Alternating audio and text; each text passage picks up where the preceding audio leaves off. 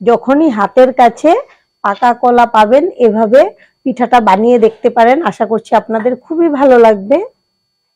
এই যে দেখুন ভেতরটা কত সুন্দর হয়েছে, কত সফট হয়েছে। নমস্কার বন্ধু, কলার পিঠা বানানোর জন্য এখানে নিয়েছি 1 কাপ সুজি। এখন একটা বড় বাটিতে নিয়ে নেব। এবার দিয়ে দেব সামান্য লবণ। আর এখানে নিয়েছি ছোট বাটির 1 বাটি চিনি। মিষ্টিটা আপনারা যে যেরকম খেতে পছন্দ করেন সেই বুঝে দিয়ে দেবেন। আর এখানে নিয়েছি 1/2 কাপ টক দই। 1 কাপ সুজির জন্য 1/2 কাপ টক দই লাগবে। এখন সবকিছু একসঙ্গে খুব ভালো করে মিশিয়ে নেব। আমি সবকিছু একসঙ্গে খুব ভালো করে মিশিয়ে নিয়েছি। এখানে কিন্তু আমি জল বা দুধ কিছুই ব্যবহার করব না, একটু শুকনোই রাখবো, না হলে ভালো হবে না। আমি পরে যেটা মেশাবো। এবার আমি 10 মিনিটের জন্য ঢেকে রেখে দেব। আর আমি একাকি কলার থেকে 4টা কলা নিয়েছি, বেশি কলা লাগবে না, 4টা দিয়েই হয়ে যাবে। আমি কলার খোসাটা ছাড়িয়ে নিয়েছি। এভাবে আমি 4টা কলার খোসা ছাড়িয়ে মিক্সিং জারে নিয়ে নেব। আর এখানে নিয়েছি আমি গরুর দুধ। দুধটাকে আমি খুব ঘন করে জাল করে রেখেছি। এখন ঢাকনা লাগিয়ে খুব ভালো করে এটাকে পেস্ট করে নেব। আর এদিকে 10 মিনিট হয়ে গেছে, এখন ঢাকনাটা খুলে নেব। আর এদিকে আমরা কলাটাকেও পেস্ট করে নিয়েছি, কিন্তু একবারে আমি সবটা দেব না, প্রথমে অল্প দিয়ে দেখব।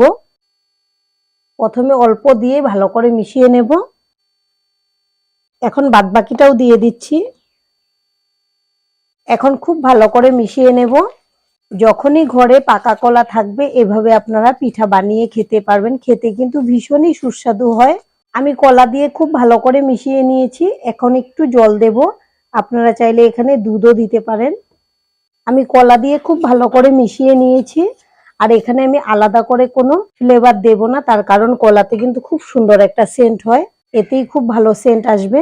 তবে আপনারা চাইলে এখানে এলাচ গুঁড়ো দিতে পারেন। এখন আমি এটা ঢেকে সাইডে রেখে দিচ্ছি আর বাদবাকি কাজগুলো করে নেব।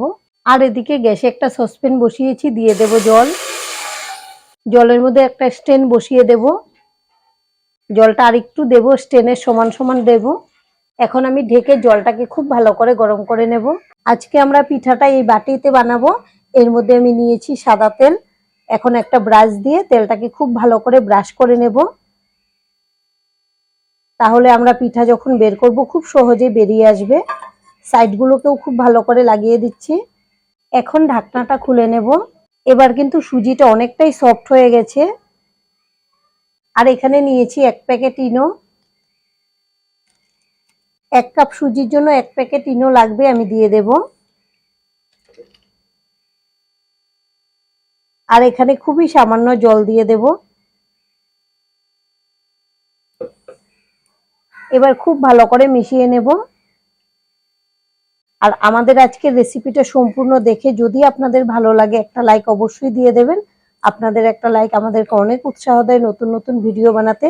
আর আমাদের পাশে থেকে চ্যানেলটিকে সাবস্ক্রাইব করে নেওয়ার জন্য অনুরোধ রইল। ইনোটা দিয়ে খুব ভালো করে মিশিয়ে নিচ্ছি। এখানে আরেকটু জল লাগবে, অনেকটাই শুকনো আছে ব্যাটারটা। আর আমি জলটা একবারে দেইনি, তার কারণ জল দরকার হলে কিন্তু দেওয়া যায়, কিন্তু যদি ব্যাটার পাতলা হয়ে যায় তখন কিন্তু খুবই অসুবিধা হয় পিঠা বানাতে। তাই আমি অল্প অল্প করে ব্যাটারে জলটা দিয়েছি। এবার দেখুন ইনোটা দিয়ে আমি খুব ভালো করে মিশিয়ে নিয়েছি। এখন আমি বাটিতে দিয়ে দেব। আপনারা এই পিঠাগুলো বানিয়ে সকালে জলখাবারে বা সন্ধ্যের টিফিনে বা যারা রাত্রে রুটি খায় তারা কিন্তু রুটির জায়গায় এই পিঠাটা খেতে পারবেন। খেতে কিন্তু দারুণ সুস্বাদু হয়। আমি একটু সমান করে দিচ্ছি উপরটা।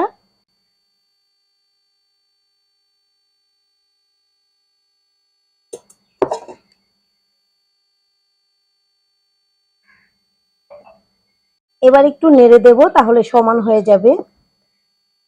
আর এদিকে আমাদের জলও খুব ভালো করে গরম হয়ে গেছে। ঢাকনাটা খুলে নিয়েছি, আমি বাটিটা বসিয়ে দেব।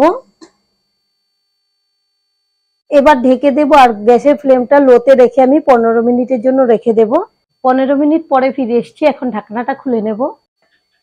দেখুন কত সুন্দর করে ফুলে গেছে। এখন আমি নিয়েছি একটা কাঠি, আমি কাঠি দিয়ে একদম মাঝ বরাবর চেক করে নেব। সাইডগুলো কিন্তু আগেই হয়ে যায়, সেই জন্য সবসময় মাঝখানটাই চেক করতে হয়। দেখুন আমাদের কাঠিটা কিন্তু একদম পরিষ্কার বেরিয়েছে, তার মানে আমাদের পিঠা একদম রেডি। এখন আমি গ্যাসটাকে অফ করে দেব আর এটাকে ঠান্ডা হওয়ার পর বের করে দেখাচ্ছি। আমি পিঠাটাকে খুব ভালো করে ঠান্ডা করে নিয়েছি, এবার সাইডগুলো ছাড়িয়ে নেব। এই যে দেখুন, ঠান্ডা হওয়ার পরে কিন্তু খুব সহজেই সাইডগুলো ছেড়ে দেয়, কিন্তু গরম থাকা অবস্থায় যদি এগুলোকে বার করতে যান তাহলে কিন্তু ভেঙে যাবে। এখন আমি একটা প্লেটে নিয়ে নেব। এই যে দেখুন কত সহজভাবে উঠে আসলো, আর পিঠাটা দেখুন কত সুন্দর জালিদার হয়েছে। আমি সাইডগুলো দেখিয়ে দিচ্ছি, এই যে দেখুন, আর কতটা স্পঞ্জি হয়েছে। এই যে আপনারা দেখে হয়তো বুঝতেই পারছেন, এভাবে আপনারা বানিয়ে দেখতে পারেন, আশা করছি খুবই ভালো লাগবে। এখন আমি পিঠাটাকে কেটে দেখাবো। যখনই হাতের কাছে পাকা কলা পাবেন এভাবে পিঠাটা বানিয়ে দেখতে পারেন, আশা করছি আপনাদের খুবই ভালো লাগবে। এই যে দেখুন ভেতরটা কত সুন্দর হয়েছে, কত সফট হয়েছে। আর আজকের ভিডিওটা এখানেই শেষ করব। সবাই ভালো থাকবেন, সুস্থ থাকবেন। সম্পূর্ণ ভিডিও দেখার জন্য অসংখ্য ধন্যবাদ।